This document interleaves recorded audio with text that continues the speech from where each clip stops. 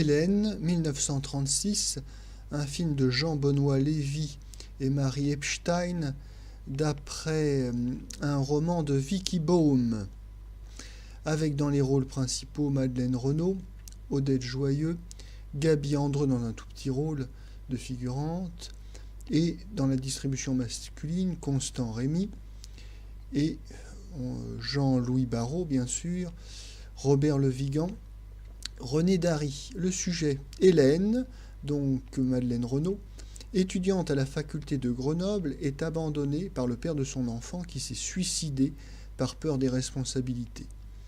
D'autre part, la femme du professeur Amboise, c'est-à-dire Constant Rémy, cède à l'appel d'une carrière de cantatrice et le quitte. Les deux abandonnés se rejoignent dans l'amour du travail. Ce mélodrame particulièrement ennuyeux n'est qu'un prétexte pour faire la promotion de thèmes sociaux de la Troisième République.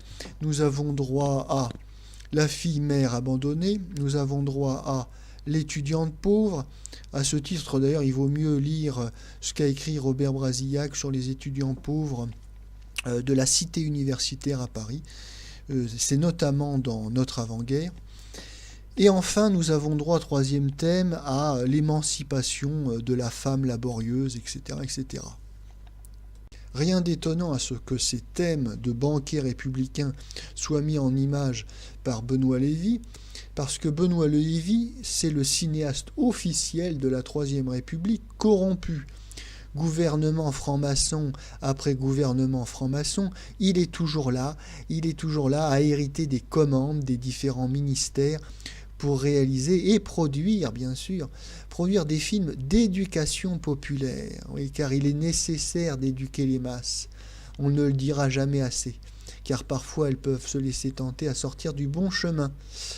En plus de ses attributions donc de Goebbels au petit pied de la Troisième République, il va rôder également à la SDN, Société des Nations, qui est l'ancêtre de l'ONU. On le retrouvera également après-guerre à l'ONU, car la soupe est bonne et il y a toujours un billet à ramasser. Et il finira tranquillement à l'ORTF. Hélène, un film de propagande républicain, à oublier donc au plus vite. Car s'il est vrai que le film de propagande est un genre difficile, il n'en demeure pas moins qu'on peut s'y intéresser quand même malgré tout, même si l'on ne partage pas les thèses défendues. Par exemple, les films de propagande communistes de Jean Renoir, Tony 1935, La vie est à nous 36, La Marseillaise 38, qui méritent d'être regardés par eux-mêmes indépendamment du message politique.